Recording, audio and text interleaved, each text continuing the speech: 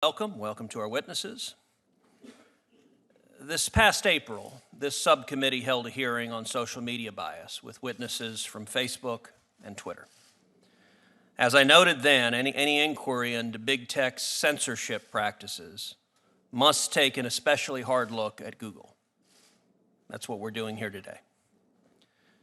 Google's control over what people hear, watch, read, and say is unprecedented.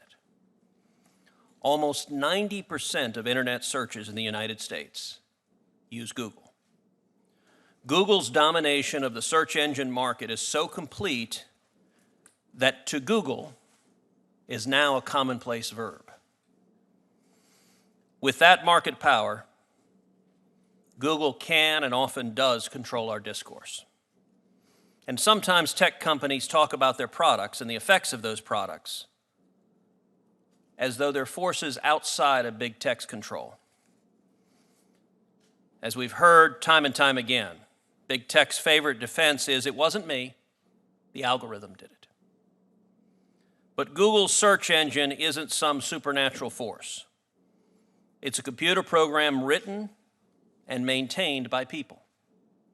So every time we search on Google, we see only the web pages that Google decides we should see, in the order that Google decides we should see them.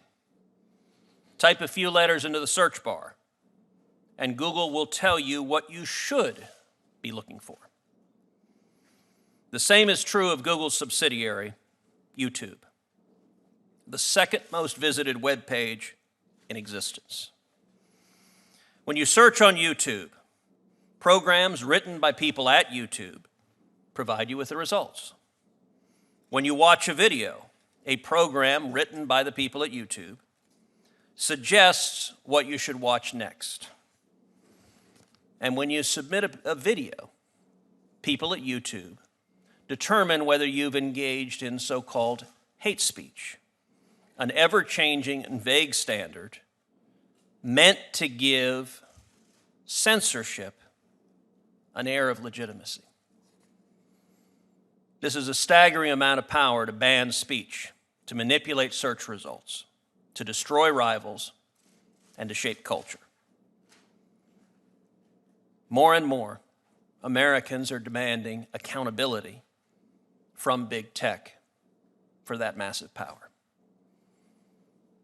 One thing is certain: Congress never intended to empower large technology companies to control our speech when it passed Section 230 of the Communications Decency Act. That provision, Section 230, gave tech companies special privileges that nobody else gets. If the New York Times or the Wall Street Journal were to publish an op-ed that libeled a private citizen, they can be held responsible. This is the case even when those organizations don't write the content that breaks the law. They can be held responsible merely for publishing it. Not so for companies like Google and YouTube. If someone uses one of those services to commit slander, or to transmit classified material, or to traffic guns or drugs, far too often Google is off the hook. Section 230 makes it immune. Big tech gets a perk, a subsidy, that no one else does. Fox News, MSNBC, or anybody else. This immunity, however, was part of a deal.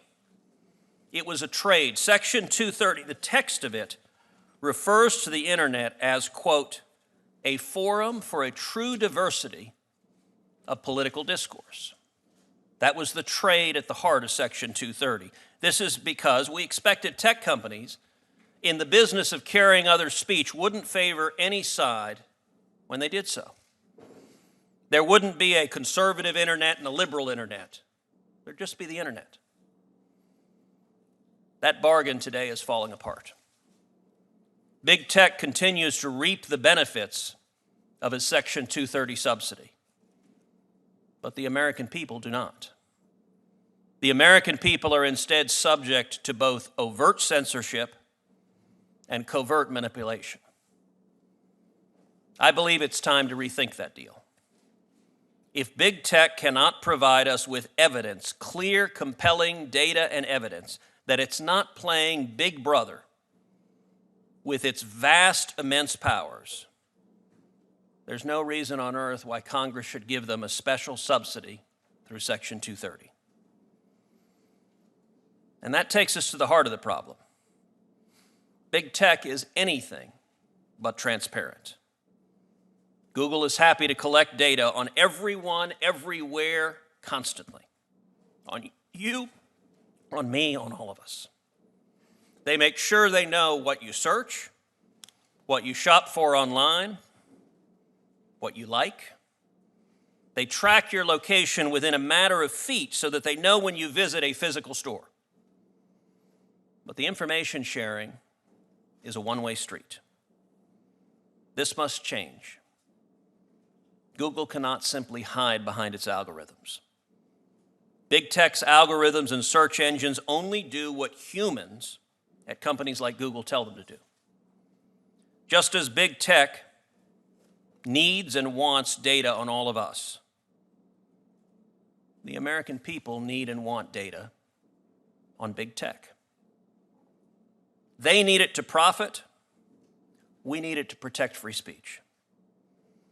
And I hope that today, Google will start to answer some of our questions fully and candidly so that we can assess how we can work together to protect the robust marketplace of ideas that American political discourse has been built upon. Senator Harone.